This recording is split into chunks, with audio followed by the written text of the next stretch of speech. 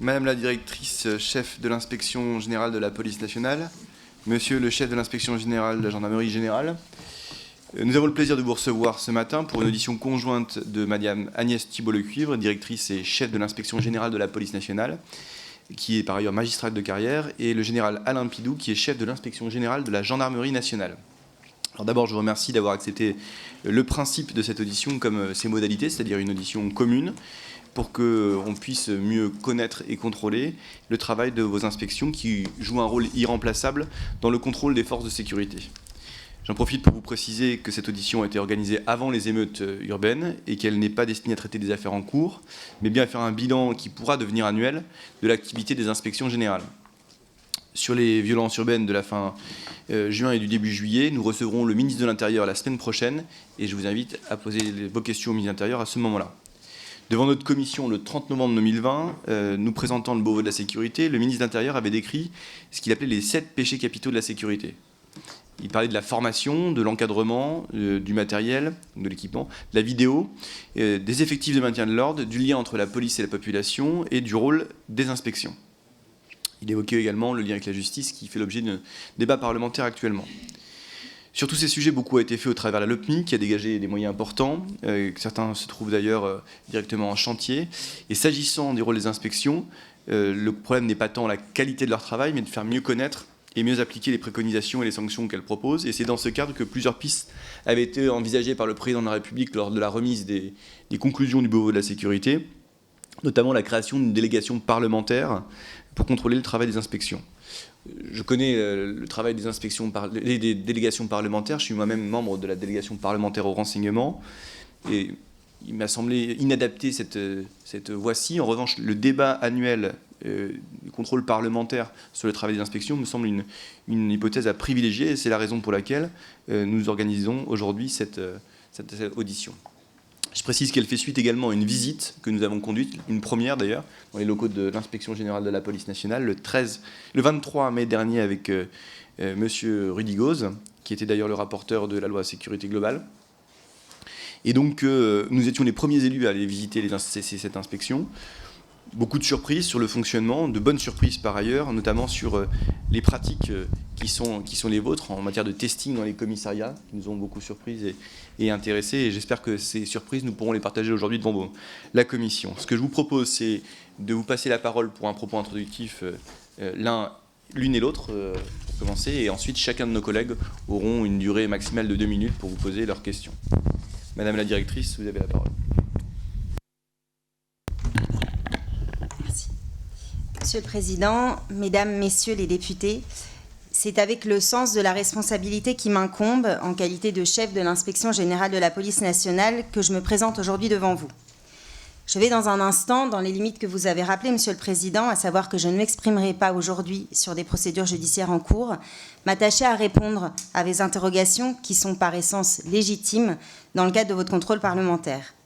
Mais je souhaite d'abord, précisément pour vous permettre d'assurer ce contrôle en toute connaissance de cause, vous présenter l'IGPN que j'ai l'honneur de diriger depuis près d'1 an.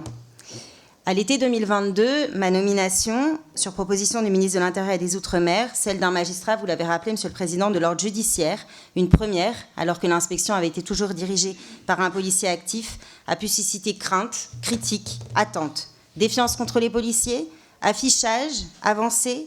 Autant de propos que j'ai pu entendre et qu'il ne m'appartenait et ne m'appartient évidemment pas de commenter autrement que par l'action déployée avec mes équipes depuis 1 an et à qui vous me permettez ici de rendre hommage.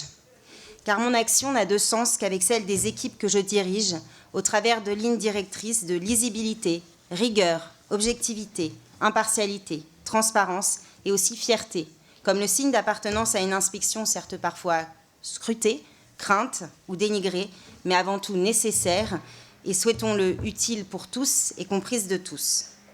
Mes équipes d'abord, avant d'aborder ensuite les missions. L'IGPN compte dans ses effectifs une diversité de profils, étant précisé que nous sommes à date 276. 276 dont 203 policiers actifs de tout grade, mais aussi des fonctionnaires d'autres corps de la fonction publique, des contractuels, un magistrat de l'ordre administratif, des personnels administratifs, des apprentis. Vous l'aurez compris, je m'inscris en faux contre l'idée d'un entre-soi. J'en veux pour preuve la capacité des policiers qui m'entourent à écouter, entendre, comprendre, intégrer et in fine à riposter aux critiques récurrentes, blanchisseuses pour n'en citer qu'une, qui leur sont faites pour se prémunir de tout biais corporatiste, tout en ayant une parfaite appréhension de la réalité vécue par leurs collègues policiers de terrain. Le révèlent enfin nos constants échanges avec les directions de la police nationale, mais aussi avec les organisations syndicales professionnelles, mais également avec les autorités externes de contrôle, défenseurs des droits, contrôleuses générales des lieux de privation de liberté, mais encore avec les associations qui œuvrent au rapprochement de la police et de la population, aux chercheurs, aux universitaires. À cet égard, il est intéressant de relever que le comité d'évaluation de la déontologie de la police nationale, dont la création avait été actée fin 2020 par le ministre de l'Intérieur et des Outre-mer, est porté par la chef de l'inspection générale de la police nationale. Il réunit sous ma présidence les directions de police, mais aussi les autorités externes de contrôle, un magistrat de l'ordre judiciaire, un magistrat de l'ordre administratif, un représentant du Conseil national des barreaux, un chercheur, un universitaire, un membre d'une association rapprochant la police et la population. Ce comité d'évaluation de la déontologie de la police nationale démontre la capacité de l'institution à interroger ses pratiques. C'est dans ce contexte, à la fois de connexion aux réalités du terrain et de connexion aux enjeux sociétaux, que nos missions sont réalisées par celles et ceux qui les animent. J'en viens donc aux missions qui sont les nôtres. Elles sont structurées autour de 3 sous-directions que je vais rapidement évoquer, sans hiérarchisation entre elles. La sous-direction des enquêtes administratives et judiciaires d'abord, la plus connue sans conteste. Elle est composée de 121 enquêteurs répartis en une division nationale des enquêtes et en 8 délégations dans chaque zone de défense et un bureau. Elles sont coordonnées par une unité de coordination des enquêtes et cette sous-direction comprend également les plateformes de l'IGPN, la plateforme de signalement destinée aux usagers et la plateforme Signal Discret destinée aux policiers. L'IGPN, vous le savez tous, est un service national judiciaire spécialisé d'enquête qui ne traite par définition pas de toutes les affaires qui mettent en cause les policiers. Nous avons à connaître celles qui revêtent un caractère de gravité ou de complexité, ou celles encore au retentissement particulièrement important.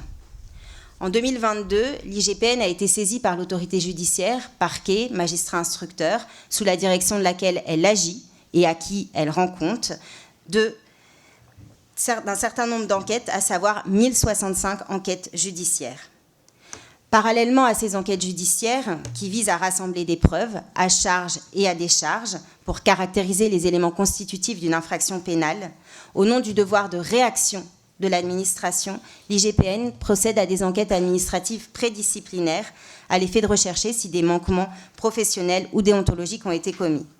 Nous avons ouvert en 2022 192 enquêtes administratives. Je vais enfin ici rappeler que le rôle de l'IGPN s'arrête à la proposition d'engagement de poursuite disciplinaire ou de sanction. Elle n'est en aucun cas compétente en matière de prononcé de sanctions. Aux côtés de cette sous-direction des enquêtes, ensuite, la sous-direction des inspections, évaluations et audits, qui est organisée autour de 2 départements, un département des inspections et des évaluations, un département de l'audit interne. Les missions d'inspection sont une activité de contrôle, de mise en œuvre lorsque un événement, un acte ou un comportement apparaissent de nature à compromettre le déroulé normal de l'activité policière. Il s'agit alors pour l'inspection d'analyser les dysfonctionnements dénoncés et de proposer des mesures correctives à court ou moyen terme. Les missions d'évaluation portent quant à elles sur une organisation, un service, la mise en œuvre d'une politique publique ou d'une réforme, et elles visent à mesurer l'atteinte des objectifs tout autant que la bonne utilisation des moyens alloués. Elles sont réalisées dans une démarche essentiellement prospective. La démarche d'audit interne, indépendante et objective, exerce sa mission dans 4 domaines: le métier, comptable et budgétaire, temps de travail, technologie. C'est ce département de l'audit interne qui procède au testing, autrement appelé contrôle inopiné que vous avez évoqué, Monsieur le Président, à savoir l'évaluation de l'accueil dans les services de police.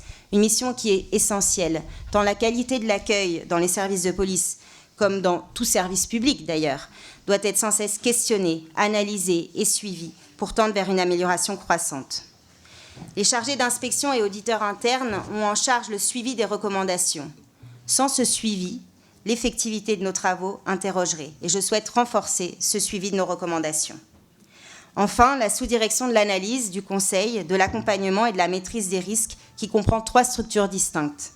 Le cabinet de l'analyse de la déontologie et de la règle, À l'instar de sa dénomination, il procède notamment à des analyses et conseils juridiques, aussi bien pour les directions, sur des doctrines d'emploi par exemple, que pour les policiers de terrain, sur des interrogations pragmatiques juridiques. Il conduit aussi le suivi et l'analyse de 2 applications qui sont essentielles dans un fonctionnement démocratique, que sont le traitement relatif au suivi de l'usage des armes et le recensement des personnes blessées ou décédées lors des missions de service de police. C'est ce service, enfin, qui traite les demandes qui me sont faites en ma qualité de référente déontologue de la police nationale. Cette sous-direction, ensuite, comporte une mission d'appui et de conseil, que nous appelons MAC en interne.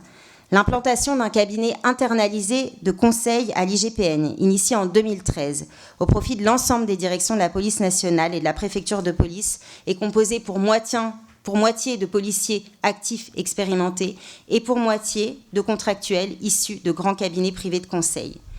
Cette mission doit être soulignée à mon sens, d'une part, au regard de sa capacité, de par sa composition, à apporter une offre de conseil en organisation qui soit connectée à l'attente du policier, tout en utilisant des outils qui ont fait leurs preuves dans le privé, et d'autre part, au regard de l'internalisation évidente du coût.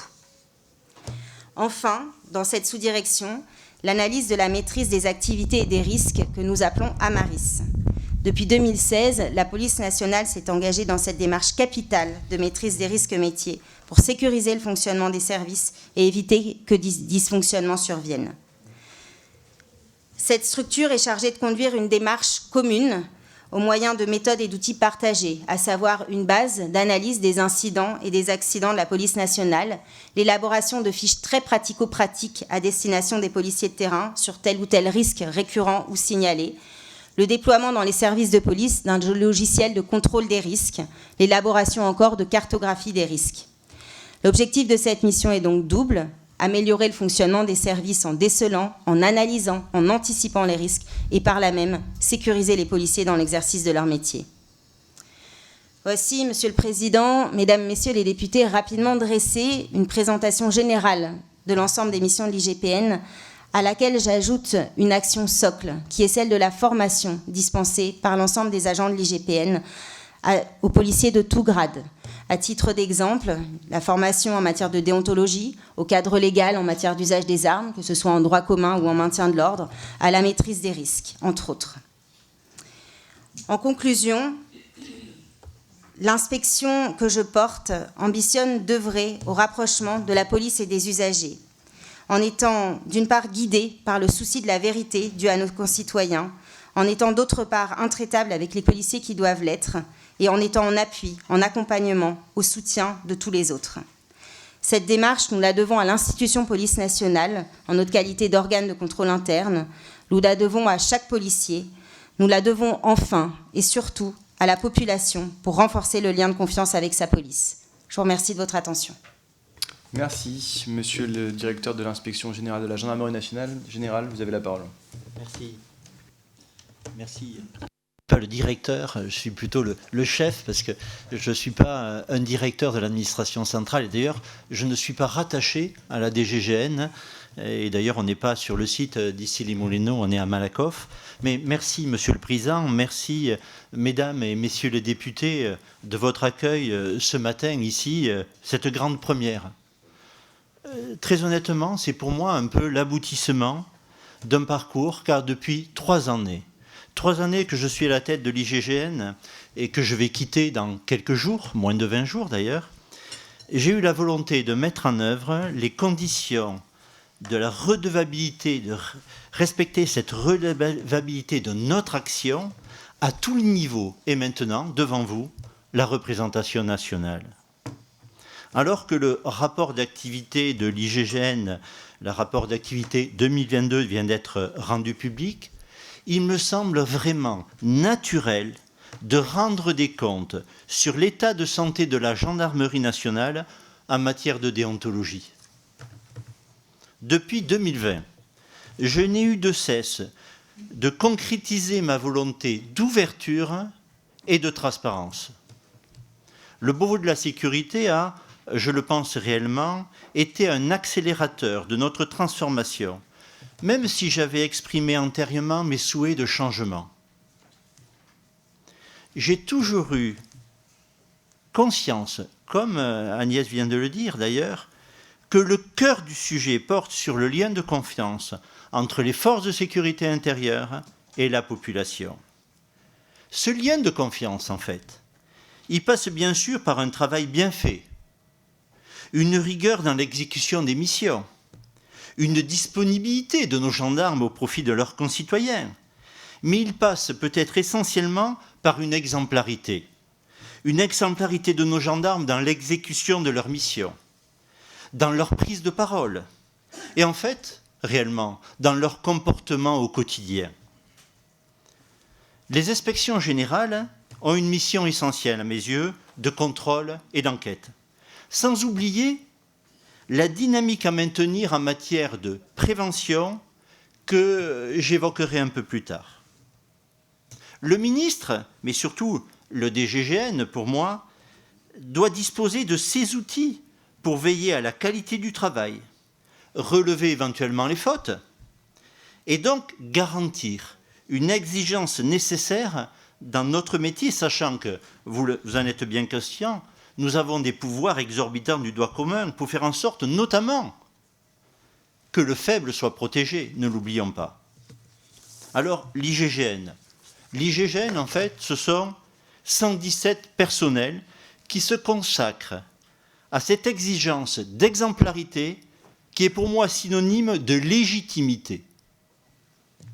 Nous sommes organisés pour traiter les signalements externes comme internes. Sachez que l'an dernier, nous avons enregistré 5581 signalements externes, dont 2952 ont été recueillis sur notre plateforme à l'IGGN. Retenez bien que sur ces 2900, finalement, nous n'en avons que 808 qui tombent dans notre compétence, puisque nous avons beaucoup de sollicitations pour des contestations d'infractions routières, de conflits privés ou de cas qui font déjà l'objet de saisines judiciaires. 11,7% des signalements de notre compétence, je retiens, relèvent des manquements, notamment en matière d'accueil dans les brigades de gendarmerie et aussi en matière de prise de plainte. Ce sont peu de cas, en fait, au regard de la multitude des personnes qui viennent dans les unités. Mais sachez que tous les fautifs sont systématiquement sanctionnés. Alors, pour votre information, sachez que 2992 sanctions disciplinaires ont été prises en 2022, dont 19 radiations des cadres, 12 résiliations de contrats et aussi 71 blâmes du ministre, ce qui correspond à la sanction la plus haute que nous appelons le groupe 1, sanction qui reste dans le dossier du militaire pendant 10 ans. L'IGGN est bien sûr connu pour ses enquêtes judiciaires. 783 enquêtes judiciaires ont été conduites en 2022, dont 54 par le BEJ, c'est-à-dire le Bureau des enquêtes judiciaires de l'IGGN. Sachez qu'actuellement, nous avons en portefeuille, comme on appelle, 123 enquêtes judiciaires. Chaque enquête judiciaire, je le rappelle, est placée sous le contrôle des magistrats, que ce soit les procureurs de la République ou les juges d'instruction. Le BEJ aussi est systématiquement saisi lors des usages des armes mortelles. Concrètement, en 2022, nous avons eu 4 usages des armes mortelles. Sur 62 situations opérationnelles d'usage des armes. Alors je reviens sur ce chiffre de 62. Ce chiffre, comme vous avez pu le voir peut-être dans notre rapport d'activité paru, c'est le plus faible qui est enregistré depuis plus de 10 ans. J'ai souhaité aussi, depuis 2 ans, faire acte de transparence, comme je l'ai évoqué, et évoquer l'ensemble des personnes décédées et blessées des ITT de plus de 8 jours. Et dans le rapport, vous trouverez la liste de tous les faits et de toutes les personnes qui ont été qui sont décédées, soit à l'action liée à une action de la gendarmerie, soit blessées. Cette maîtrise de l'emploi de la force, 62 usages des armes seulement, est à mettre en regard avec l'importance croissante, depuis 10 ans, du nombre de gendarmes agressés. Nous avons eu 4354 agressions en 2022, ayant occasionné 2462 blessés. Concrètement, retenez qu'en 10 ans, nous avons multiplié par 2 le nombre de gendarmes blessés en intervention. Alors, je ne voudrais pas m'enfermer dans une litanie de chiffres, dont je souhaite conclure en rappelant ici le travail qui est réalisé avec les services du Défenseur des droits. Le Défenseur des droits qui nous a saisis à 36 reprises l'an dernier. Au-delà du contrôle parlementaire de votre ressort et qu'on met en œuvre aujourd'hui, le rôle du pôle déontologie de la sécurité du Défenseur des droits, ce contrôle externe, au regard du contrôle interne que nous conduisons, est essentiel à mes yeux. À mon initiative, une réunion annuelle permet de faire le point sur les modalités de saisine avec le Défenseur des droits, d'expliquer aussi nos divergences dans la perception de certains points, et nous en avons. Nous avons aussi organisé des immersions en gendarmerie au profit des unités, au sein des unités, au profit des juristes du DDD pour qu'ils comprennent les conditions d'action et de travail de nos gendarmes. Sachez que cette même dynamique existe avec la contrôleuse générale des lieux de privation de liberté, et j'ai souhaité ouvrir les portes de l'IGGN aux chercheurs et parfois à des journalistes. Enfin, au-delà des rapports d'activité qui sont en ligne, maintenant, les autres rapports, notamment d'audit, sont rendus publics conformément aux orientations arrêtées à l'issue du Beauvau de la sécurité. Je ne saurais terminer ce propos introductif sans rappeler l'impulsion que j'ai souhaité donner en matière de prévention, notamment par la parution en septembre 2022, il y a moins d'1 an, du plan d'action déontologie de la gendarmerie qui comprend 22 actions dont la majorité sont d'ores et déjà engagées.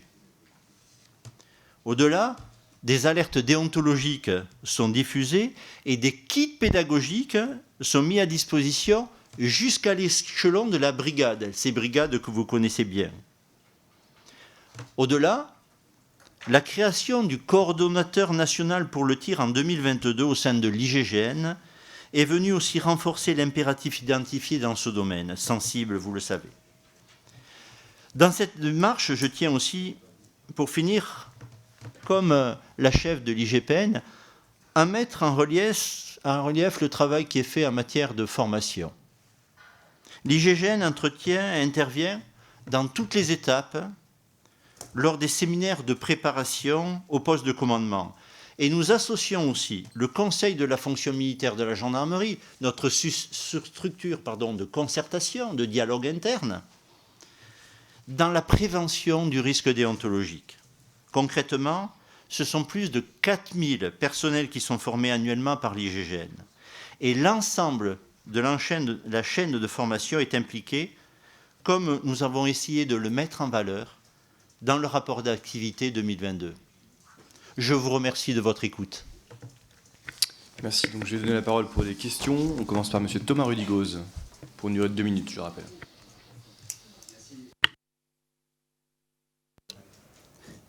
Merci, Monsieur le Président. Madame la directrice de l'IGPN, mon général, je vous remercie pour vos exposés respectifs qui montrent l'étendue de votre travail, qui ne se limite pas aux affaires à retentissement médiatique, mais qui est bien plus profond pour s'assurer que les comportements fautifs de nos fonctionnaires puissent recevoir une sanction administrative. Comme vous nous l'aviez dit, Madame la directrice, lors de notre visite de l'IGPN avec le président Houllier, finalement, beaucoup parlent de l'IGPN, et souvent pour la critiquer, mais finalement, peu la connaissent, et je pense, mon général, que c'est à peu près la même chose pour les GIGN.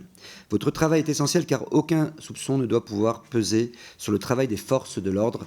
C'est la condition de la confiance des Français dans leur police et la gendarmerie, vous nous l'avez bien précisé. Donc en premier lieu, je voudrais dire que nous ne pouvons laisser croire qu'il y aurait une impunité au sein de nos forces de l'ordre. D'abord parce que c'est faux. Il y a donc 2 autorités administratives que vous représentez, ainsi que l'autorité judiciaire qui mène des enquêtes de grande qualité et qui conduisent à des sanctions. Ensuite, parce qu'on laisserait penser à nos concitoyens que des institutions républicaines détentrices de la force légitime ne sont pas contrôlées et donc non sanctionnées. Excusez-moi. Les gendarmes et les policiers sont parmi les fonctionnaires, au contraire, les plus contrôlés et sanctionnés de l'administration française. Et les chiffres que vous venez de nous communiquer le montrent. Et enfin, parce que nous renforçons année après année les moyens de contrôle, notamment technologiques, par exemple avec la généralisation des caméras piétons. La LOPMI que nous avons votée récemment vient rajouter une série d'outils et de moyens supplémentaires donnés au ministère de l'Intérieur, comme une modernisation des plateformes de signalement, avec un outil de suivi des sanctions, ainsi qu'un renforcement des saisies communes avec l'inspection générale de l'administration. J'aurais donc deux questions, Madame la Directrice, mon général. Quelle est l'efficacité des caméras piétons dans le signalement des infractions signalées à vos services et l'utilité des éléments récoltés?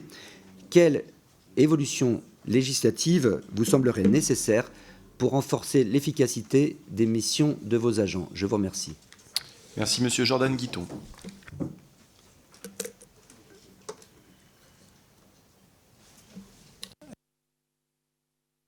Merci, Monsieur le Président, Madame la Directrice de l'IGPN, Monsieur le Chef de l'IGGN, chers collègues. Permettez-moi en propos liminaire de rappeler le soutien du groupe Rassemblement National à l'ensemble de nos forces de l'ordre.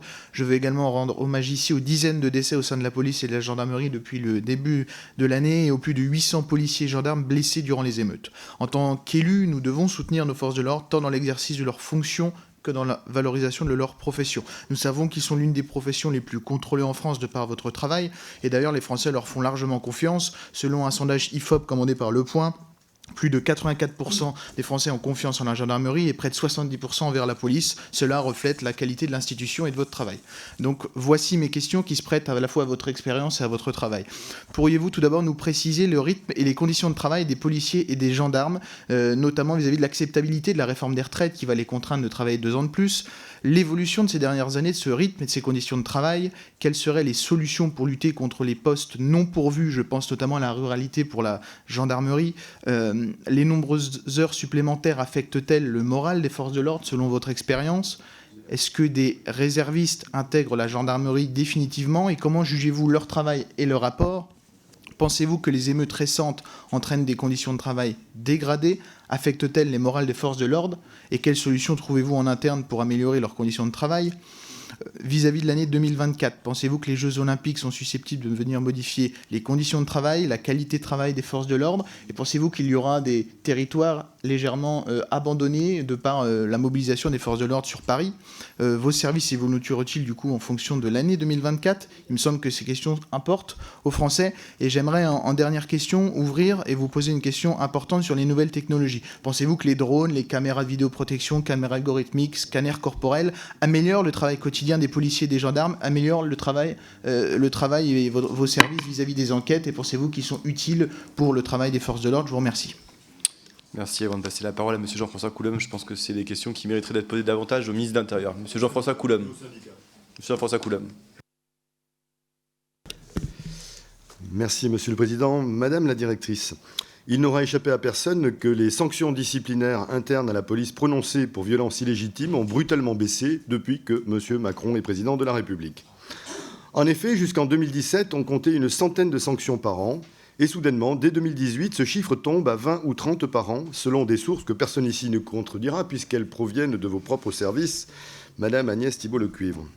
Or, selon le directeur de recherche au CNRS, sur cette même période, on constate une hausse de l'usage de la force et des armes par la police, avec une élévation très nette du nombre de tirs de LBD et de grenades.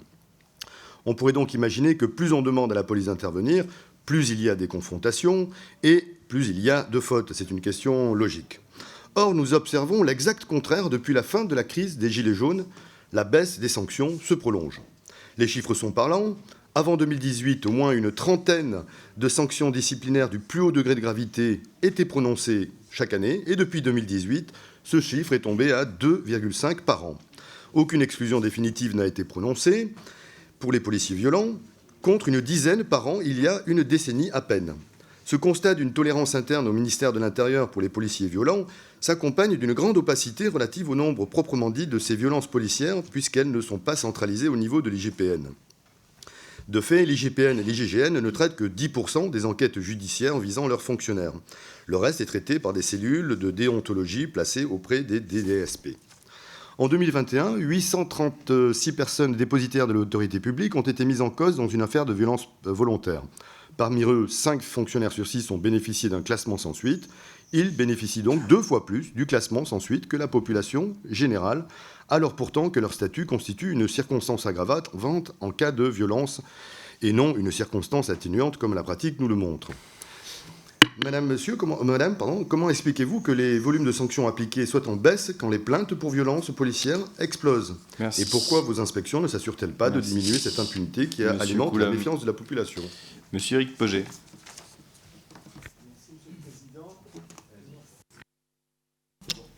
Merci Monsieur le Président, merci Madame la Directrice, merci mon général pour votre présentation éclairant la déontologie et l'exemplarité de nos forces de l'ordre dont vos services sont les gardiens. La situation que vient de vivre notre pays sur tout son territoire, l'attaque des symboles de la République, des locaux de forces de sécurité, de nos institutions, d'élus, la destruction massive de biens publics, les pillages de commerce ne peut être légitimée dans un état de droit. Aucun drame ne peut justifier un tel déferlement de violence qui a plongé notre société dans la sidération et dans une profonde colère. De sources gouvernementales, depuis le début des violences, 42 000 agents des forces de l'ordre ont été mobilisés, 3 651 personnes ont été interpellées, dont 1 366 à Paris et en région parisienne.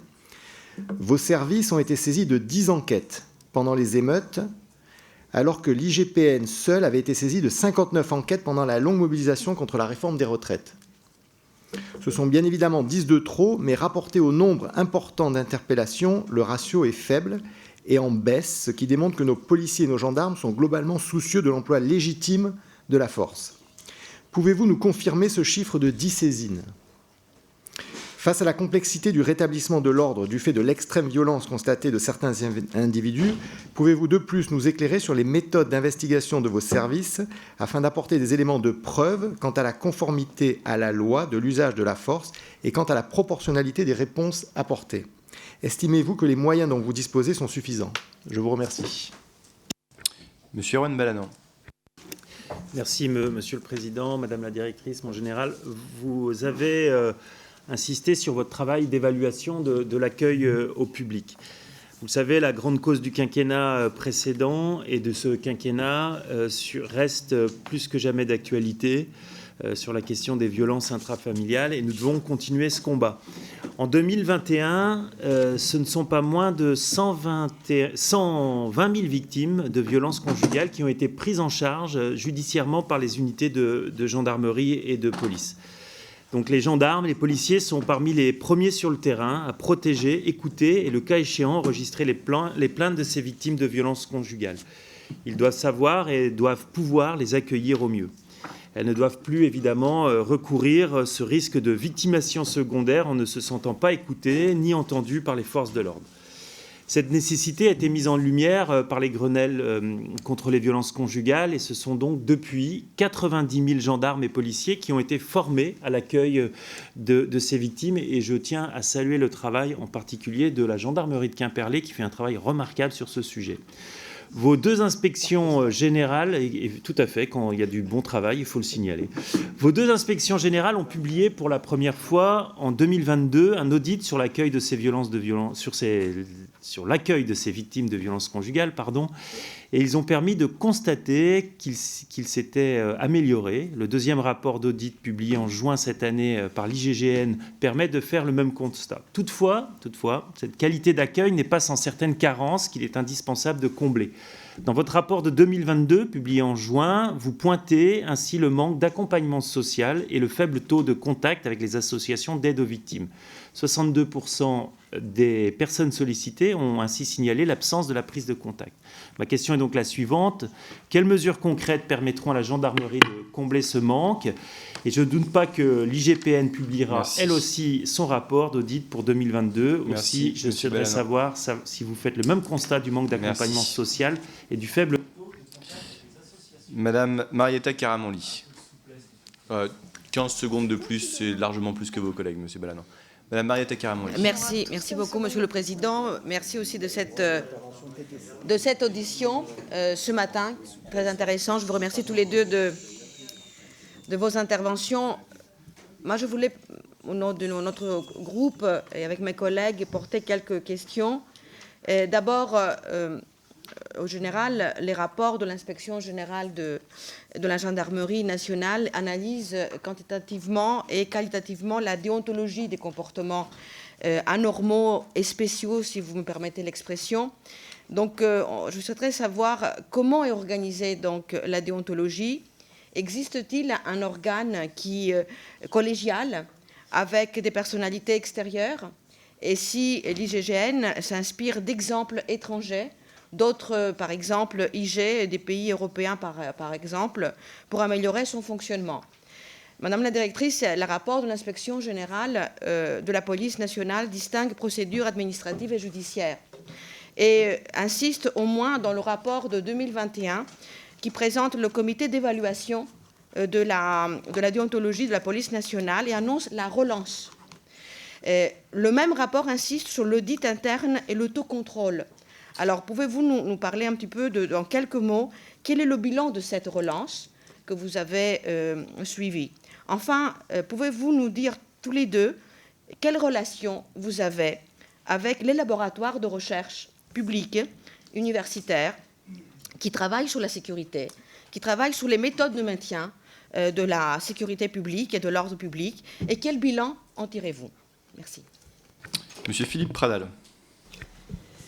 Merci, Monsieur le Président, Madame la Directrice, mon général, chers collègues. Je tiens tout d'abord à vous remercier de votre présence en commission ce matin et de vos propos introductifs. Et je remercie également le Président d'avoir su organiser cette audition conjointe qui permet d'éclairer l'action des forces de sécurité intérieure et de permettre le contrôle que nous devons assurer.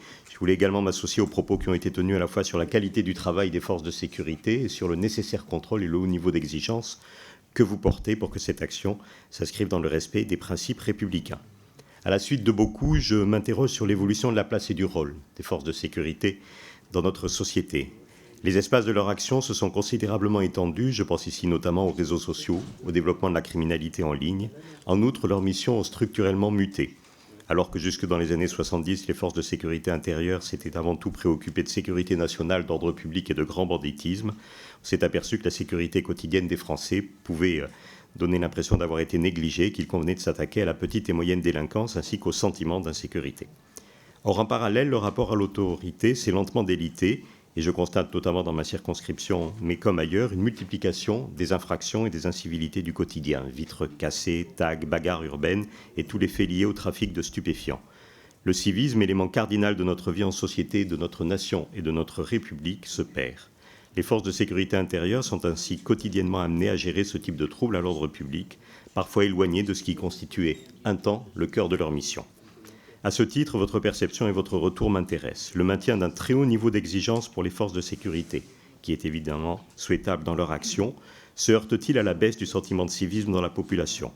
Comment, dans le cadre de vos fonctions, pensez-vous pouvoir accompagner les forces de sécurité dans leur mission face aux nouvelles formes de délinquance et à l'évolution des attitudes à l'égard des forces de sécurité? Je vous remercie. Merci, Madame Sandra Regol. Bonjour, merci surtout pour cet exercice de transparence qui est toujours fort utile. Donc merci Monsieur le Directeur, merci Madame la Directrice. C'est dommage parce qu'en essayant de faire un comparatif de deux maisons si proches et pourtant si différentes, j'ai pu noter que malheureusement les chiffres 2022 de l'IGPN n'étaient pas encore disponibles. Donc je vais me contenter de poser des questions sur l'année 2021. C'est fort dommage d'ailleurs parce que je dois remarquer que côté IGGN, vous m'avez beaucoup fait sourire avec un encart qui ne manquait pas de sel pour spécifier que dans la gendarmerie, il n'y a pas eu un seul mort en cas de refus d'obtempérer sur toute l'année 2022. J'avoue que le mettre en exergue sur votre petit encart bleu était particulièrement dans les jours qui nous occupent quelque chose qui m'a attirée. Donc ce qu'on doit faire aujourd'hui, c'est critiquer pour avoir des moyens d'améliorer. Donc je vais essayer d'être rapide avec des questions précises sur quelques chiffres qui m'ont intéressée. Donc j'aimerais avoir vos deux retours sur certains chiffres. Le nombre de morts, évidemment, mes collègues en ont parlé, 10 d'un côté, 37 de l'autre. C'est une constante, c'est 2021, mais c'est une constante que l'on peut noter à travers le temps et qui malheureusement augmente. Mais ça augmente aussi du côté des agents. Le nombre de suicides, 22 dans la gendarmerie, 46 dans la police. Là encore, on voit la même disproportion. Et je note que côté IGPN, il y a tout un volet sur les suicides à l'intérieur de l'institution qui n'existe pas côté gendarmerie.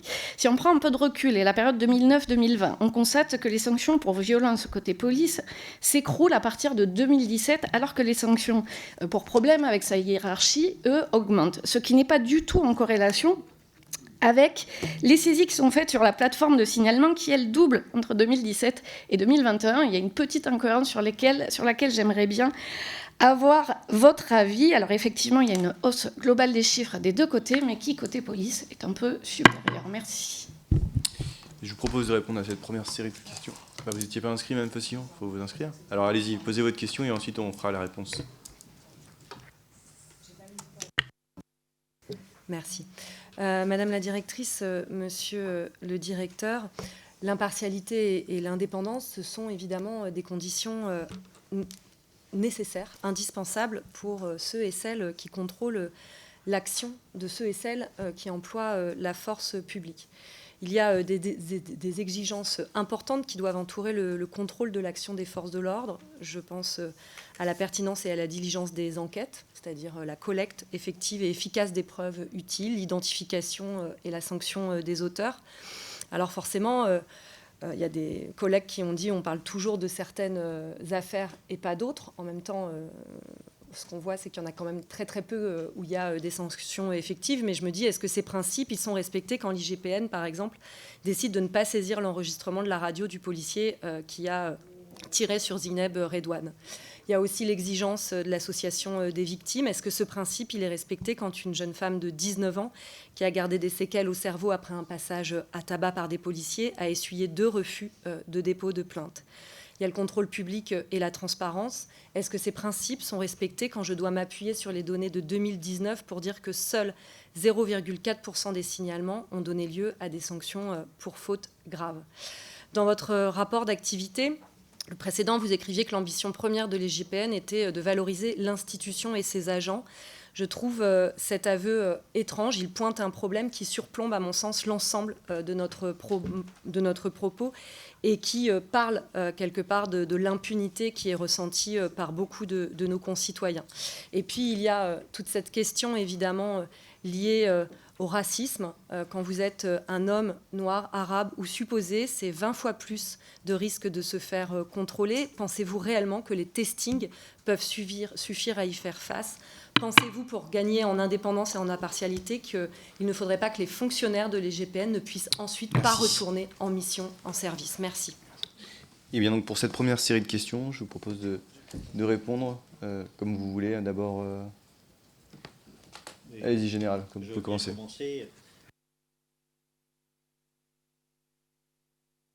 Merci.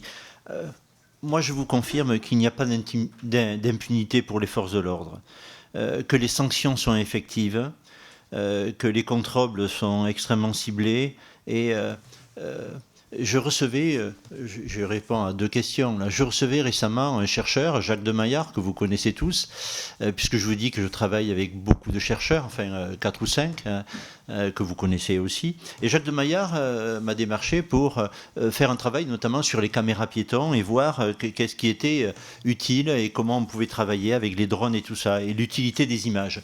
Et je lui disais, mais en 2020, je crois que j'étais passé justement sur une question pour un travail que vous faisiez sur le racisme.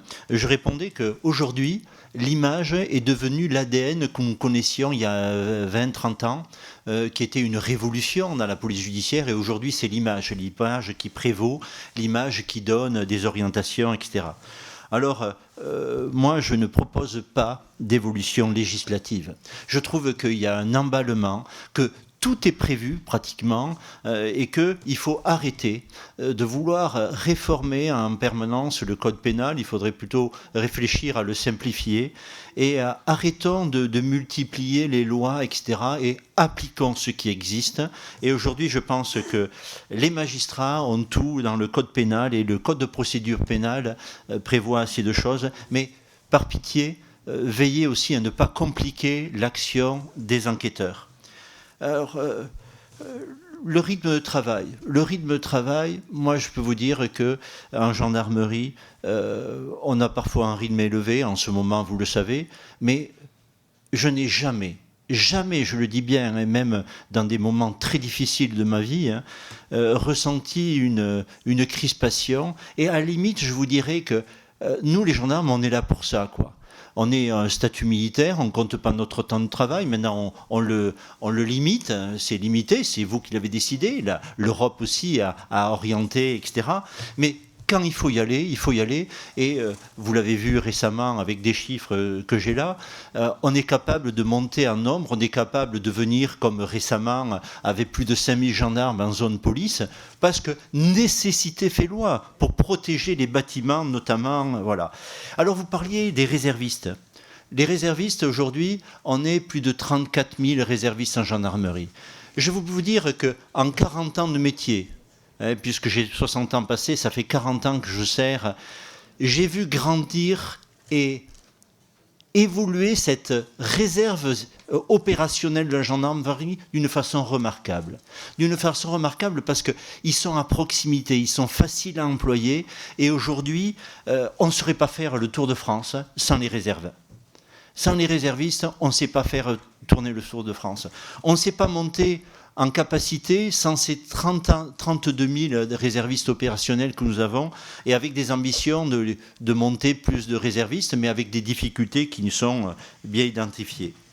Alors, la question portait sur comment améliorer la ruralité pour la gendarmerie. Alors, je veux quand même vous rappeler que la majorité des gendarmes servent en zone périurbaine, en zone, pas tous à Cugnot, autour de Toulouse ou autre, mais le rural profond, il y en a bien sûr, à peu près 15% de la gendarmerie, mais c'est très faible.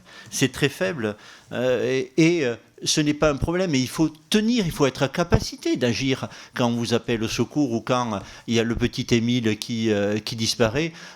Vous êtes tous émus et on doit être en capacité de se mobiliser. Donc, ne soyez pas inquiets, il n'y aura pas de territoire abandonné pour les Jeux Olympiques. Il y a déjà des choses de prévues. D'ailleurs, le ministre avait évoqué, il y aura une suspension des zones de compétences et les gendarmes, vous le savez, auront vocation à couvrir certaines zones de police, etc.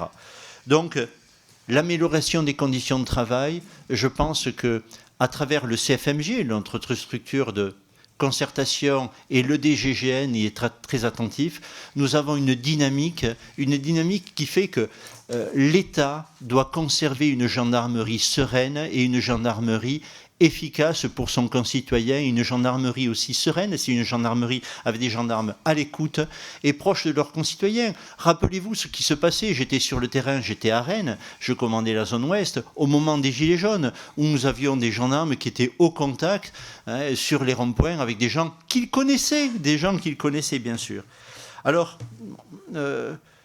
vous avez vu que, vous nous avez dit qu'il y a eu 10 enquêtes judiciaires qui ont été ouvertes récemment. Nous en avons une pour la gendarmerie, sur les 10, une. C'est un tir de LBD à Tours, en zone police, où les gendarmes sont intervenus pour protéger un établissement. Il y a eu un tir de LBD, il y a une personne qui a perdu un œil. Et donc, il y a une enquête, et croyez bien que l'enquête, là aussi, se déroule sous la responsabilité du procureur de la République. Et bien sûr, nous émettons les moyens nécessaires. Alors, l'accueil du public. L'accueil du public, soyez sûrs que c'est une de mes préoccupations, et j'en veux pour preuve. Comme je vous l'ai dit tout à l'heure, on a réellement une attention, et pas uniquement pour les victimes de vifs, comme ça a été évoqué, etc. Sachez que j'ai dit tout à l'heure que nous produisions des kits pédagogiques. Eh bien, le dernier kit pédagogique, c'est sur l'accueil des victimes, avec une petite vidéo de 4 minutes, et avec un PowerPoint qui descend dans les unités, et le commandant de brigade va rappeler, voyez, avec des exemples hyper concrets. Je vous souligne que nous n'avons rien inventé dans les deux cas concrets, on les a enrichis, mais rien inventé, où une jeune femme vient pour déposer plainte et elle n'est pas reçue parce que c'est 12h30 et le gendarme était parti se restaurer. Tout cela est bien marqué, et on cherche à sensibiliser, je le dis bien, et le mot que j'aime bien, c'est concrètement pour éviter qu'il y ait des fautes. Voilà. Dans les analyses de comportement, il n'y a pas chez nous d'organe collégial avec des regards externes, mais j'ai souhaité, comme je vous l'ai dit, échanger avec les chercheurs. C'était un souhait. J'ai échangé avec Jacques de Maillard, Mathieu Zagroski, Sébastien Rocher, etc., qui conduisent des études et qui... le dernier, c'est Christian Moina, qui était il y a 2 mois à l'IGGN et qui interviewait les personnels du BEJ pour savoir comment étaient les conditions des enquêteurs, quelle était leur indépendance et tout ça. Et il fait une comparaison avec 4 pays. Vous voyez, 4 pays. Donc, nous n'avons pas de laboratoire de recherche.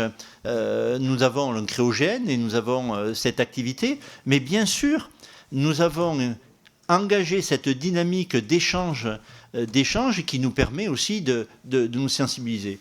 Tout à l'heure, vous parliez des refus d'obtempérer. Alors, je mettais dans un rapport d'activité qui, je l'ai dit, paru il y a 1 mois, donc bien avant le décès de Naël, je disais que nous n'avions aucun mort lié à l'action des gendarmes, même si je vous rappelle que nous avons eu 30 tirs de gendarmes pour immobiliser des véhicules, notamment sur les roues. Mais ces 30 tirs, je le dis, sont pratiquement inutiles. Et d'ailleurs, les Allemands ne tirent pas sur les véhicules, parce que vous n'arrêtez pas un véhicule avec une arme à feu. Quand vous êtes en danger, quand on fonce sur vous, que le gendarme, il sauve sa vie ou celle de son camarade, c'est normal, on appelle ça de la légitime défense et c'est le code pénal qui le prévoit. Et ça, on l'applique, il n'y a pas d'échappatoire. Après, si vous voulez, ce que je veux vous dire, c'est que pourquoi j'étais fier de dire que nous n'avions aucun ? Parce que j'ai bien vu qu'il y avait une sensibilité. Eh bien, je vous parlais tout à l'heure des kits pédagogiques. Eh bien là, c'est un kit pédagogique qui a été diffusé fin octobre, début novembre, et vous pouvez le regarder, il porte sur les refus d'obtempérer. Il est arrivé dans toutes les brigades, et on rappelait aux brigadiers quelles étaient les conditions d'usage des armes. Et avec quelque chose que vous connaissez, une structure que vous connaissez, qui s'appelle le centre de formation qui est à Saint-Astier, qui s'occupe de l'intervention de professionnels comme du maintien de l'ordre, nous avons arrêté une infographie sur comment arrêter un véhicule en mouvement avec l'obligation d'essayer de travailler dans la profondeur. Donc vous voyez qu'il y a toute une démarche pédagogique et le travail que j'initie avec mes personnels, et vous avez vu, ils sont peu, les 117, eh bien, quand nous avons des résultats, quand nous avons des retours, quand nous avons une baisse de l'adversité, quand nous avons une baisse des tirs, quand nous avons une baisse du nombre de saisines graves, une saisine pour des faits de racisme, en 2022, eh bien, nous en sommes, je le dis, légitimement fiers et il n'y a pas lieu d'être pas fiers de certains résultats. Alors, une autre question posée sur la place et le rôle des forces de sécurité, avec les réseaux sociaux, les trafics, le civisme qui part. Eh bien, je suis d'accord avec vous, je vois une perte du civisme, et qui est au contact de la misère sociale ? Quand tout est fermé, eh bien, il y a la police, la gendarmerie, et ne l'oublions pas, les hôpitaux, les urgences, où les gens arrivent. Et je vous assure, ces gens-là, eh bien, ils sont parfois en difficulté, ils sont parfois par rapport à des gens qui sont extrêmement violents. Et moi, puisque ça m'est donné l'occasion, devant cette représentation nationale, je tiens à leur rendre hommage. Merci. Monsieur le Président, tout d'abord, en réponse à plusieurs interrogations, le rapport annuel rendant compte de l'activité 2022 de l'Inspection générale de la police nationale sera dans les tout prochains jours mis en ligne, auquel il sera annexé le rapport annuel relatif à l'accueil des victimes dans les services de police, les contrôles inopinés dont nous faisions état précédemment. Vous trouverez un certain nombre de chiffres, ce qui ne m'empêchera pas, en réponse à plusieurs de vos questions, de dévoiler des éléments de ce rapport. En premier lieu, sur les moyens dont on dispose. Les moyens dont on dispose, j'ai évoqué dans mon propos liminaire le nombre d'enquêteurs, non pas pour donner un chiffre inutile, mais pour simplement indiquer que ce nombre d'enquêteurs est compétent sur une zone géographique très large. Et c'est la raison pour laquelle, par définition, l'IGPN ne peut pas être saisi en réponse à une interrogation. Monsieur le député ne peut pas être saisi de l'ensemble des faits impliquant les fonctionnaires de police, raison pour laquelle nous devons nous féliciter de l'existence de cellules de déontologie au sein des directions territoriales, comme vous l'évoquiez. Sur nos moyens légaux, nous en disposons sans nul doute. L'inspection générale de la police nationale est solidement ancrée. Il y a une modification que nous pourrions porter, qui est celle de la modification de l'article 11-2 du Code de procédure pénale. Pour le dire autrement, cet article nous permet, en l'état du cadre légal, en cas de poursuite, à savoir renvoi devant le tribunal correctionnel par exemple, ou de mise en examen, de pouvoir solliciter de l'autorité judiciaire des éléments de la procédure judiciaire aux fins de les mettre dans l'enquête administrative. Nous souhaiterions un élargissement de ces dispositions pour qu'on puisse disposer de façon plus large de ces éléments particulièrement importants dans le cadre des enquêtes administratives. Puisque dans le cadre des enquêtes administratives, nous avons des moyens, et c'est tout à fait normal, limités. Nous n'avons pas de moyens de contrainte, nous n'avons pas de moyens d'investigation qui seraient intrusifs, mais ces enquêtes administratives, et en réponse là aussi à une interpellation que j'ai pu avoir, nous devons de les ouvrir dans un temps extrêmement rapide. Nous devons de les mener avec toute la rigueur qui s'impose, tant le devoir de réaction de l'administration est important. Les enquêtes judiciaires, j'ai pu l'évoquer, nous les conduisons sous l'autorité des magistrats instructeurs. Les enquêtes administratives, au titre du devoir de réaction de l'administration, et j'y tiens, nous devons de les clôturer avec toute la rigueur, mais aussi la célérité qui s'impose, pour permettre ensuite à l'administration, et encore une fois, j'insiste, nous n'avons qu'un pouvoir de proposition de sanctions et non pas de prononcer de sanctions. Donc c'est ensuite à l'administration de prononcer des sanctions au regard des manquements que nous pouvons relever dans nos enquêtes administratives. Sur les moyens techniques, caméras piétons, drones notamment, nous ne pouvons que nous féliciter de ce renforcement de l'image. L'image est fondamentale dans les enquêtes, vous pouvez tous le constater. J'insiste néanmoins sur un point, l'image ne peut pas être l'alpha et l'oméga d'une procédure, que ce soit une procédure administrative ou une procédure judiciaire. Il est trop facile de se dire que le simple visionnage d'une image nous permet de comprendre les circonstances de la commission des faits, les raisons pour lesquelles le policier a agi ainsi, et donc ce serait contraire au travail de tout bon enquêteur d'enquêter à charge, à décharge, que de se contenter d'images. Cependant, concernant l'exemple précis des caméras piétons, je peux noter deux choses. D'une part, que c'est un élément essentiel en termes de preuves et que nous n'avons de cesse dans notre domaine de compétences que de rappeler aux policiers la nécessité d'activer les caméras piétons, tant c'est un élément de preuve important. Et deuxième élément que je tiens à souligner, en termes de désescalade dans la relation du policier avec le citoyen, c'est un élément également qui nous semble particulièrement révélateur. Vous avez pu évoquer la difficulté à laquelle les policiers sont confrontés les uns et les autres. Je l'ai indiqué, l'IGPN n'est pas déconnectée de la réalité du terrain. Très clairement, elle ne l'est pas. Pour autant, en toute connaissance de cause, y compris des difficultés particulières auxquelles sont confrontés les policiers, d'une adversité réelle à laquelle ils peuvent se retrouver confrontés, nous devons de rappeler qu'en toutes circonstances, et j'insiste en toutes circonstances, le devoir d'exemplarité dû par chacun des policiers doit être rempli. Sur la problématique, puisque par le terme de refus d'obtempérer, elle a pu être évoquée, des tirs sur les véhicules en mouvement.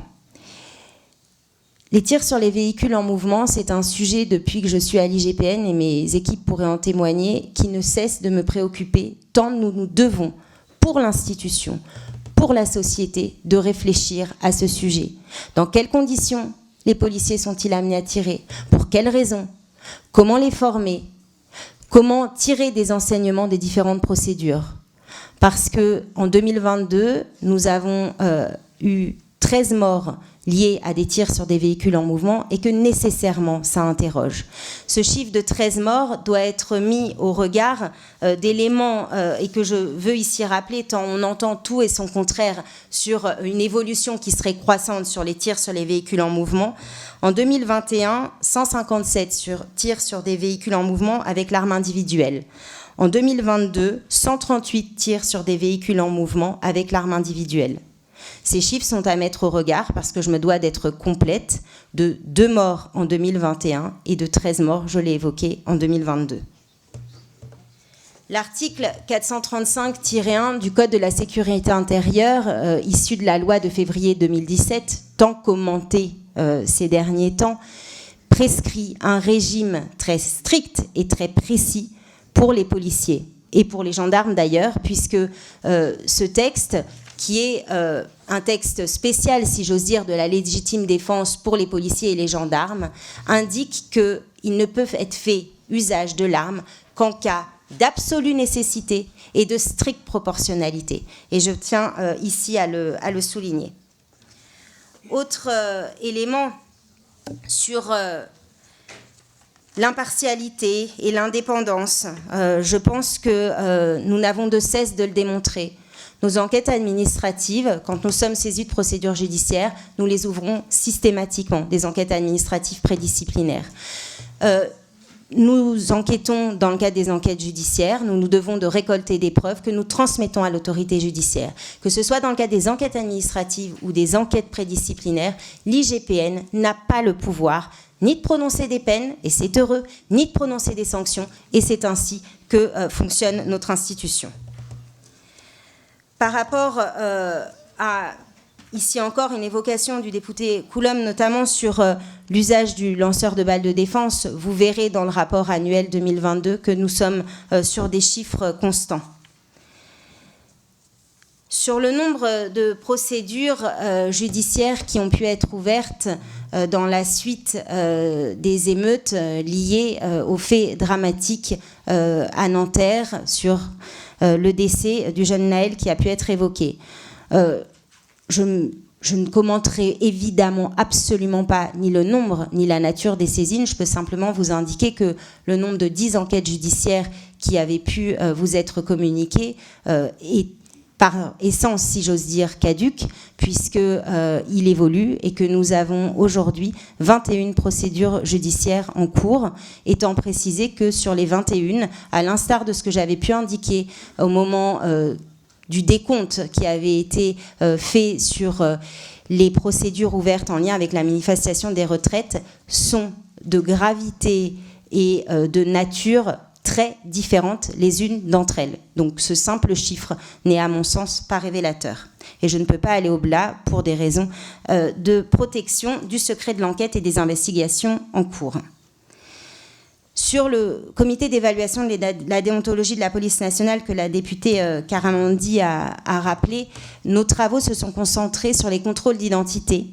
Et je remettrai à l'automne au plus tard un rapport dédié sur cette réflexion que nous avons menée en lien avec le contrôle d'identité, quel usage, quelle efficacité. Et encore une fois, je souligne la capacité de l'institution en lien avec les membres du comité d'évaluation que j'ai pu énumérer dans le cadre de mon propos liminaire à interroger cette pratique qui est au cœur de la relation police-population. Comme l'indiquait le général Pidou, nos relations avec l'extérieur, elles sont constantes. Avec les chercheurs, je ne vais pas reprendre ce qu'a dit le général Pidou, je ne redirai que la même chose. Bien évidemment que nous ouvrons nos portes aux universitaires et c'est essentiel pour participer à cette réflexion commune. Mais en interne à l'inspection, parce qu'une inspection par essence doit en permanence interroger, réinterroger les pratiques, nous sommes en questionnement permanent. Et bien avant les faits dramatiques de Nanterre, notamment sur la problématique de l'usage des armes, nous avions mené en interne une réflexion et pour tenter de dégager des pistes. Enfin, sur la problématique des suicides qui a été évoquée, et justement évoquée, à l'Inspection générale de la police nationale, il y a un travail très fin pour chaque suicide que déplore la police nationale pour comprendre les raisons et, in fine, déterminer s'il y a ou non une imputabilité au service.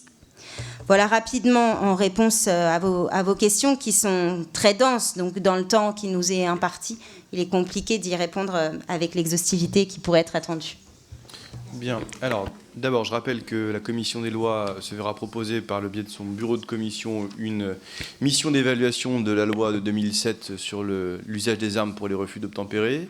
Ce sera à la rentrée en septembre prochain. J'ai encore 5 inscrits pour des questions et ensuite nous devrons vous libérer. Il n'y a pas de 2 fois de questions, Madame Rugol. Donc je cite les 5 inscrits, c'est Monsieur Boudier, Monsieur Rambaud, Madame Diaz, Monsieur Bobry et Madame Obono. Et ensuite, on répondra. Monsieur Boudier. Oui, merci Monsieur le Président. Quelques questions, deux plus précisément. Et je veux quand même dire à notre collègue Jean-François Coulonne que nous avons auditionné hier la défenseure des droits dans le cadre de la commission d'enquête sur les groupuscules violents. Et ses propos étaient loin d'être aussi caricaturaux que les vôtres, y compris d'ailleurs sur la question des LBD, où elle soulignait que ces derniers mois, y compris la séquence récente, les réclamations visant les LBD avaient significativement baissé. Je vous invite à lire le compte-rendu de cette audition. 2 questions par conséquent. La première, mon général, Madame la directrice, la première concerne la question des forces, des armes intermédiaires. J'en parlais à l'instant concernant les LBD. Le nombre de situations dont vous avez été saisi dans chacune de vos inspections concernant l'usage des forces intermédiaires, est-ce que vous avez des éléments à nous communiquer sur cet aspect? Et puis les observations qui sont les vôtres éventuellement sur ce débat aujourd'hui binaire entre ceux qui considèrent qu'il faut augmenter considérablement les moyens intermédiaires et puis celles et ceux qui considèrent qu'il faut les supprimer totalement. Comment vous situez votre analyse au sein de vos 2 inspections? Deuxième question, mon général, vous avez noté à juste titre qu'il y a plusieurs types de contrôle. Il y a à la fois le contrôle par les pairs, hiérarchiques. Il y a le contrôle interne, ce sont les inspections. Il y a le contrôle externe, c'est la défenseure des droits, et ça n'est que la défenseure des droits. Nous avons néanmoins créé, dans le cadre de la loi d'orientation de programmation du ministère de l'Intérieur, je dois le dire d'ailleurs en coordination complète avec notre collègue Cécile Untermaier, un collège de déontologie du ministère de l'Intérieur, qui doit être présidé par une personnalité qui n'est pas issue du ministère de l'Intérieur. C'était un élément de négociation d'ailleurs assez fin avec Beauvau. Où en est-on? Et surtout, avez-vous été associé à la fois à la rédaction des textes le concernant et à sa composition? Je vous remercie. Monsieur Stéphane Rambaud. Merci, Monsieur le Président. Madame la directrice, mon général, en tant que chef de l'IGPN et chef de l'IGGN, je reconnais volontiers la difficulté de votre tâche. Le chiffre de plus de 4300 gendarmes blessés cité par vous, mon général, est édifiant. Je vous remercie, et au nom du groupe Rassemblement national, de nous avoir éclairés sur l'état de vos travaux en cours. En démocratie, il est important que des corps de contrôle puissent s'assurer que les règles d'usage de la force soient respectées et que des enquêtes puissent être diligentées lorsque des soupçons d'actes contraires à la loi ou au code de déontologie se font jour. La police et la gendarmerie nationale sanctionnent sévèrement les dérives et c'est une bonne chose. Cependant, fort de mon expérience de 37 ans en tant que commissaire de police, je sais combien le travail sur le terrain est difficile de faire aussi face aux événements, surtout quand ils sont de nature aussi violente que ceux que nous venons de traverser récemment. Permettez-moi de rendre ici hommage, comme l'immense majorité de nos concitoyens, à nos policiers, à nos gendarmes, à nos sapeurs-pompiers, qui ont fait preuve d'un courage exceptionnel face à l'adversité et à la violence aveugle de la rue. Plus de 700 personnels des forces de l'ordre ont été blessés ces derniers jours. C'est un très lourd tribut que rien ne saurait excuser. Ces éléments ne peuvent être ignorés. C'est pourquoi je vous demande de bien vouloir nous expliquer comment, à chaud, au plus proche des événements, les enquêtes que vous menez sont à même de pouvoir prendre suffisamment de distance pour rester impartial, et c'est très important, à même pour les personnes mises en cause, qu'ils soient policiers ou gendarmes, l'assurance d'un examen respectant au mieux la présomption d'innocence. Merci.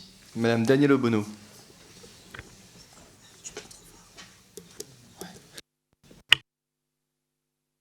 C'est bon. Merci, Monsieur le Président. Merci, Madame la Directrice Générale, pour vos exposés instructifs. Je voulais vous interpeller, Madame la Directrice, sur la problématique de l'indépendance de l'IGPN, qui est un sujet qui interpelle parce que on ne peut pas qualifier, du point de vue de nombreux observateurs, cette inspection comme véritablement indépendante, puisque selon l'article 1er du décret qui l'établit, c'est un service actif de la Direction générale de la police.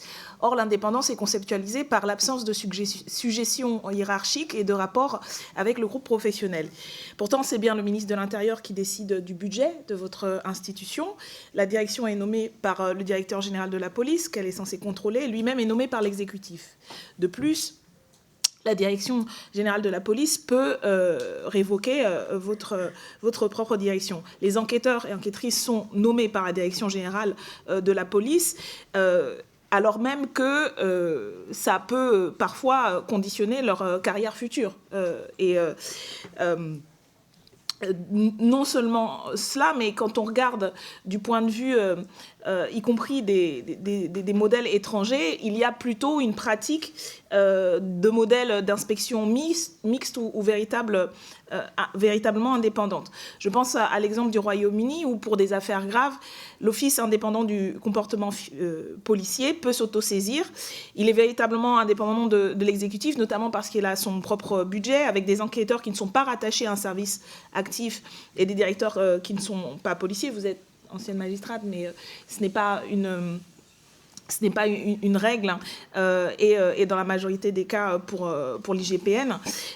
Au Danemark, l'autorité indépendante pour les plaintes à l'encontre de la police est dirigée par un bureau avec un ou une juge, des avocats, des professeurs de jurisprudence. Il y a également l'exemple du Québec. Vous indiquez qu'il y a une réflexion sur l'institution elle-même. Merci, Madame. La question de l'indépendance, est-ce que c'est un sujet sur lequel vous avez...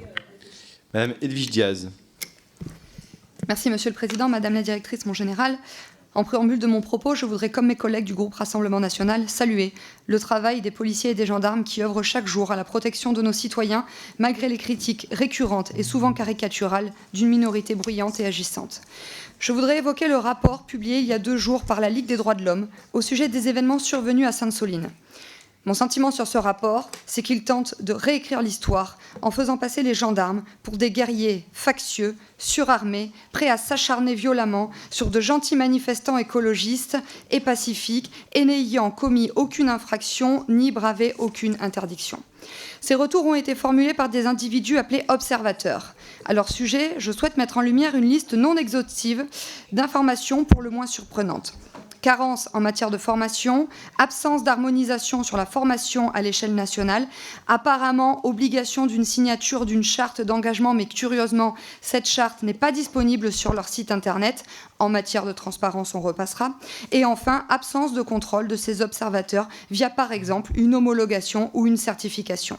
Malgré ces manquements, ces observateurs, qu'on peut qualifier d'autoproclamés, bénéficient d'une portée médiatique inversement proportionnelle à leur partialité, qui sert les discours anti-flics de ceux qui passent leur temps à crier ou à s'afficher aux côtés de ceux qui crient. Tout le monde déteste la police.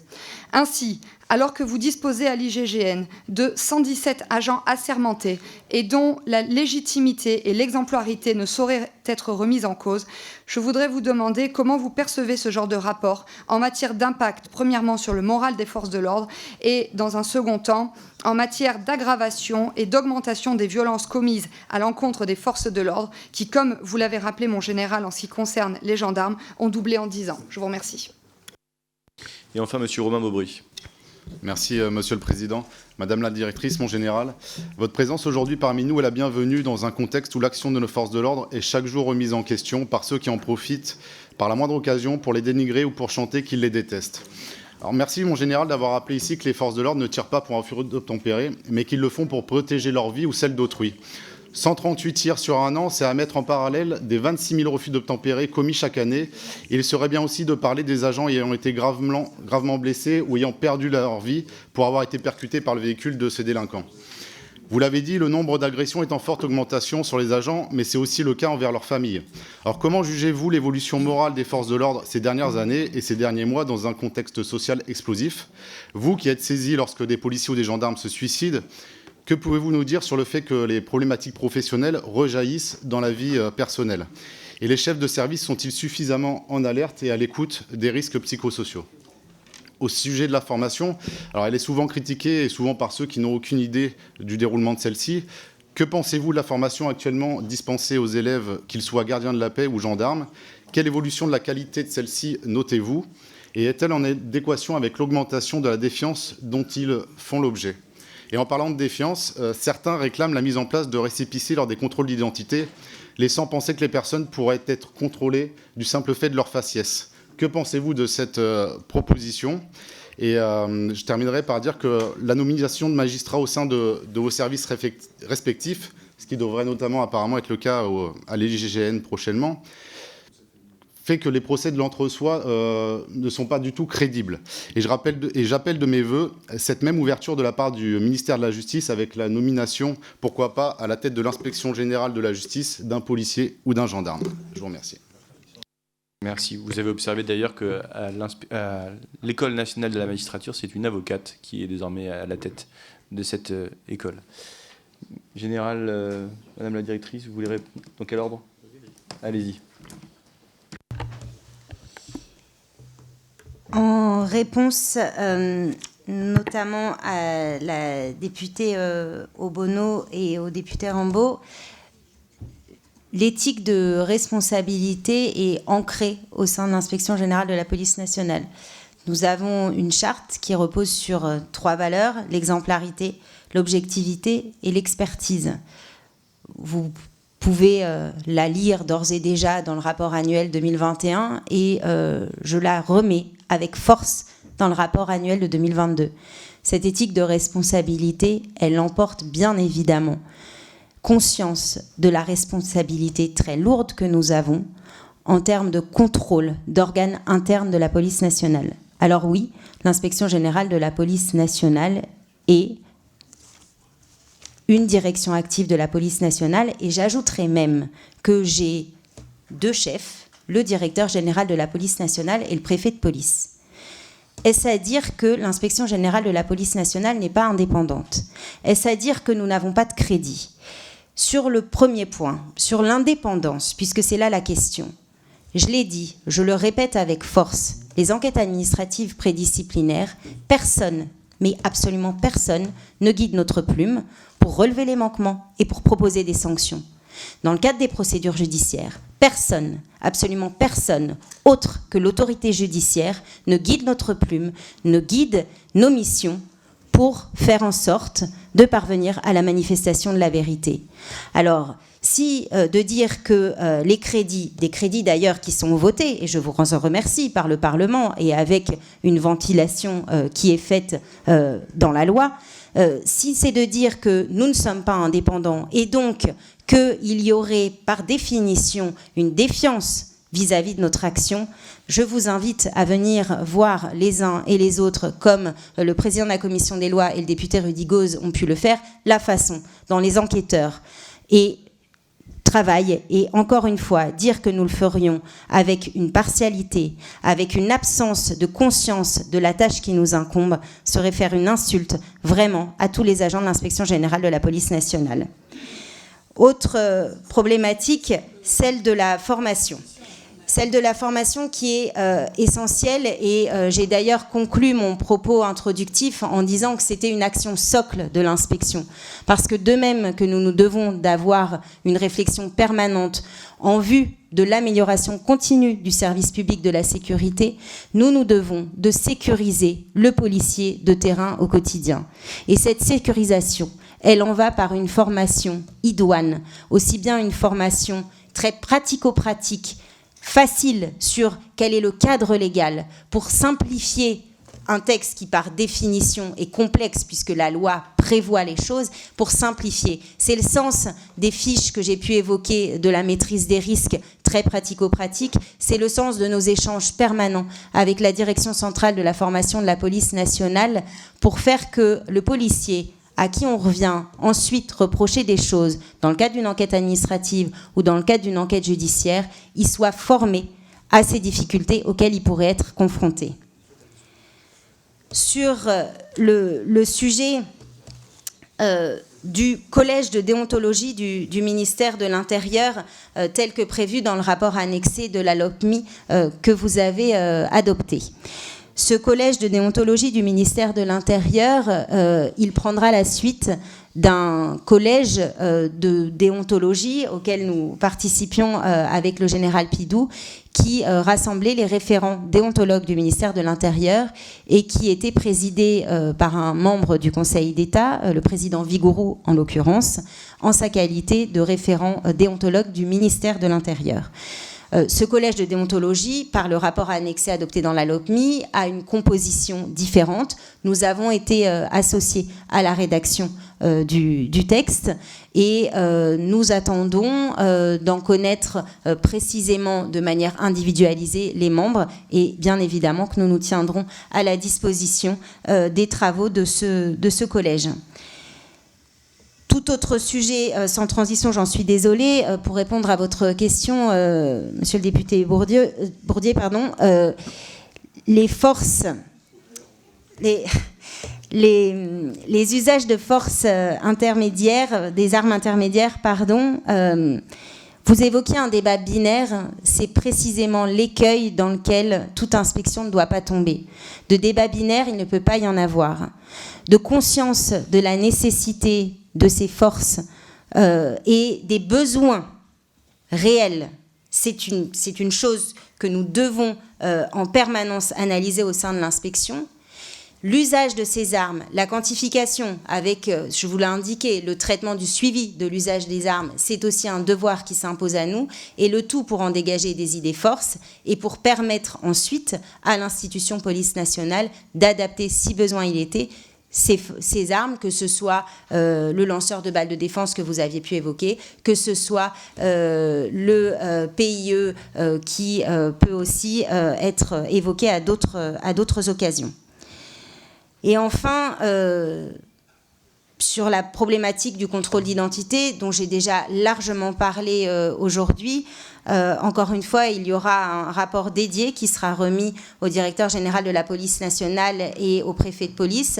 Toutes les questions ont pu être posées, en ce compris celle évoquée d'un récépissé, et ce n'est pas forcément l'idée qui nous semble devoir être retenue, pour le dire plus clairement, qu'il y ait la nécessité d'une traçabilité des contrôles d'identité dans un devoir de bonne connaissance de la population, c'est une chose. D'un récépissé, il faut ici encore ne pas avoir de réflexion manichéenne et peser en toutes circonstances les avantages et les inconvénients de ce qui pourrait paraître en première intention une bonne idée.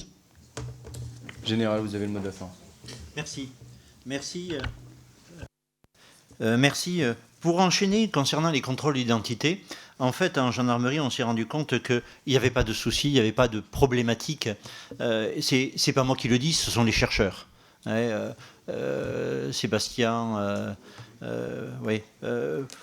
notamment. Donc, si vous voulez, moi, je suis opposé à un récépissé, et je l'ai dit à Claire Hédon, un récépissé notamment en papier, que l'on fasse un travail après numérique, etc., comme nous l'avons fait avec le DDD, puisqu'en 2022, nous avons, pour la petite information, été saisis parce qu'une maman a dit que son enfant avait été contrôlé, originaire du Mali, avait été contrôlé, et que c'était un contrôle au faciès.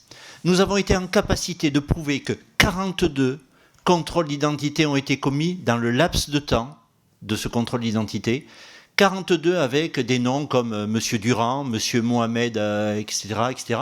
Donc la diversité française. Voilà. Et le DDD a conclu qu'il n'y avait pas eu de contrôle au faciès. Donc nous sommes capables de répertorier et de retrouver en trace, puisque chaque fois que vous allez contrôlez quelqu'un, vous avez une trace sur le fichier. Nous sommes capables de tracer les gens qui ont été contrôlés par l'identité. Concernant, vous parliez des forces, des armes de force intermédiaires. Moi, je suis un fervent défenseur du maintien des armes de force intermédiaires. Le problème n'est pas de les détenir, le problème est de les utiliser avec le plus de maîtrise. C'est pour ça que, mettons le LBD, nous avons mis en place un superviseur à côté du tireur. Parce qu'à deux, on a plus de réserve, on a plus de retenue que quand on est tout seul. Donc tout cela, si vous voulez, c'est un problème de formation, de commandement hiérarchique, de proximité du chef qui va décider et agir. Et donc, il faut maintenir cette proportionnalité. Si vous supprimez l'ensemble des moyens, vous arrivez à quoi? À déshabiller et finalement à obliger le gendarme à utiliser son arme à feu, exactement ce que l'on veut éviter. Concernant le collège de déontologie du ministère de l'Intérieur, oui, comme l'a dit la chef de l'IGPN, nous avons été associés. Oui, j'ai émis des réserves. Alors, on est là aussi devant la représentation nationale pour en parler. Ces réserves sont telles que, si vous voulez, mon successeur qui est juste à ma droite, qui est Jean-Michel Gentil, magistrat dans l'ordre judiciaire, comme Agnès Thimault-Lecuivre, fait que demain, je disais que dans ce collège de déontologie du ministère de l'Intérieur, il n'y aurait pas de gendarme qui pourrait siéger. Moi, j'y suis opposé. Je souhaite qu'il y ait un gendarme qui puisse siéger. Comment vous pourriez comprendre, et comment un gendarme du train pourrait comprendre que, mettons, le collège de déontologie de la médecine, il n'y ait aucun médecin à l'intérieur? Incompréhensible, pas lisible. Donc, tout cela, des propositions qui sont aujourd'hui travaillées, et je ne doute pas que nous serons entendus parce que nous sommes capables d'ajuster, bien sûr, de travailler en finesse. Concernant, merci pour les hommages qui sont rendus, mais la question était de dire comment à chaud peut-on prendre de la distance avec les enquêtes alors qu'on a des gendarmes blessés? C'est comme si vous disiez que la personne qui a tué Mélanie Lemay, dans le 47, qui l'a percuté. J'ai vu les images, c'est d'une atrocité. Voilà. Comment les gendarmes peuvent enquêter avec la réserve, avec l'impartialité, avec la maîtrise?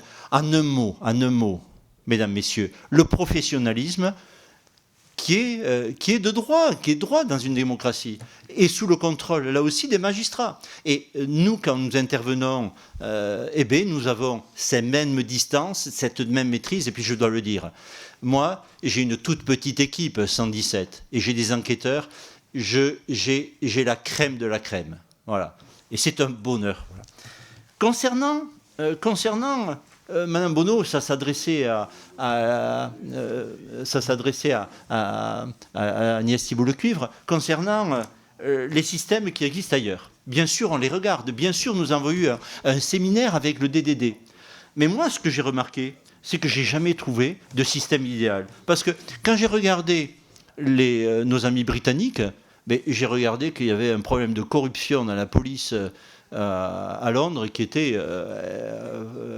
extraordinaire. Le Danemark, cité comme exemple, on a vu aussi que, si vous voulez, il n'y a aucun système qui est idéal. Et moi, je prône le contrôle, comme il a été à plusieurs niveaux, le contrôle externe par le DDD, et je trouve que nous avons un dispositif qui est opérationnel, qui marche. N'essayons pas, comme on veut le faire souvent, de rechercher ailleurs ce qui pourrait marcher bien, alors qu'on a aussi en France une identité. Voilà.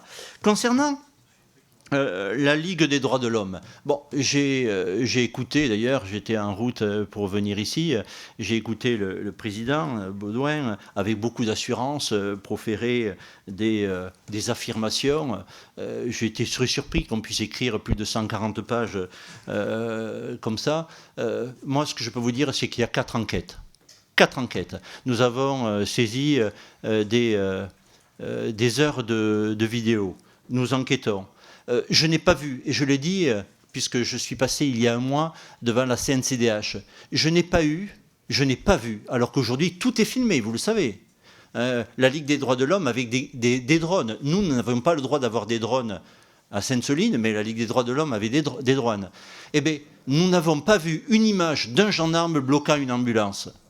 En revanche, moi j'ai vu, je n'ai pas demandé, et je parle là de façon très libre, puisque je n'ai pas demandé de compte rendu et je ne veux rien savoir sur l'enquête judiciaire, donc je n'ai rien à révéler de particulier. Mais ce que j'ai vu en tant que citoyen, j'ai vu des prospectus délivrés disant de ne pas aller voir les secours sur place, et j'ai vu la personne qui a été la plus gravement blessée, le Serge, déplacé plusieurs fois alors qu'il était blessé gravement à la tête.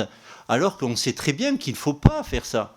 Donc, moi, je me dis, peut-être on veut éviter une mise en cause éventuelle, mais en tout cas, je suis serein dans l'attente des actions de justice qui sont conduites et qui sont menées, là aussi, sous le contrôle du procureur de la République.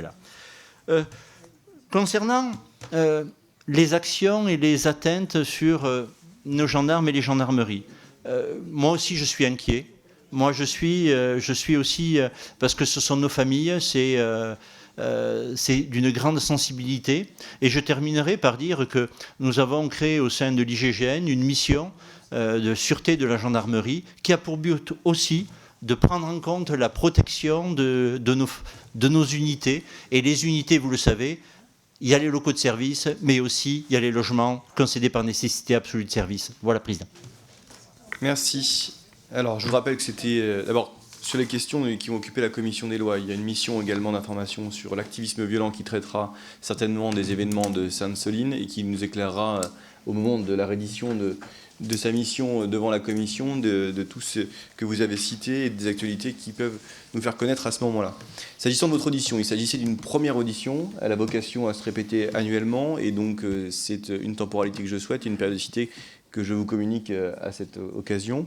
Et s'agissant enfin du rapport annuel de l'IGPN, je vous serai reconnaissant, Madame la Directrice, lorsque sera mis en ligne et communiqué, qu'elle nous soit également adressée concomitamment à la Commission des lois pour qu'elle soit diffusée à l'ensemble des membres de la Commission. Je vous remercie pour cette première et je vous propose de faire une pause d'un quart d'heure avant de nous retrouver pour la remise de la mission Flash qui a été confiée à nos collègues Marie Lebec et Nicolas Sansu.